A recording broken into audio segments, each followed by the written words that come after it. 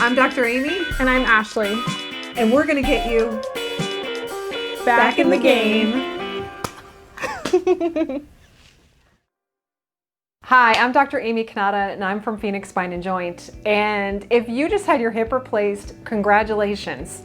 You came out the other side. You probably started with a bunch of pain, and now you're on the other side and you're into rehab. And you're probably wondering, when do I start rehab? The answer to your question is that every surgeon is a little bit different in terms of when they recommend rehabilitation for your total hip replacement. Here at Phoenix Spine and Joint, our hip surgeons actually recommend that you take the first few weeks to really focus on healing yourself. That doesn't mean you're going to be inactive, but you're not going to start formal rehabilitation exercises for the first 2 to 3 weeks. And I say that because it depends upon your surgeon. Some surgeons say 3, some surgeons say 2. So what can you do in those first few weeks? One thing that you can do while you're resting, you're going to probably be spending a lot of time laying around or resting comfortably.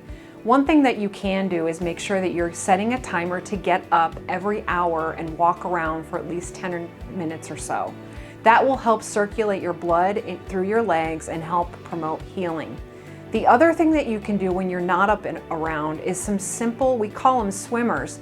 You just basically move your feet like you're swimming, and you just kind of paddle your feet just like that while you're laying still. It does help promote blood flow and blood circulation. One of the most common complications of having any joint replacement are blood clots. And so in an effort to reduce your risk of blood clots, you want to make sure that you are moving around, that you're not sedentary, that you're up and you're moving at least every hour. And then while you're resting, you can do those little swimmers with your feet.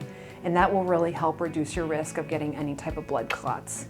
So first few weeks, good news, you don't really have much to do, but stay tuned because starting week 3, we're going to get you going and get those exercises moving and those legs moving and getting some strength back in those legs. If you're watching this and you're already at week 2 or 3, please feel free to fast forward.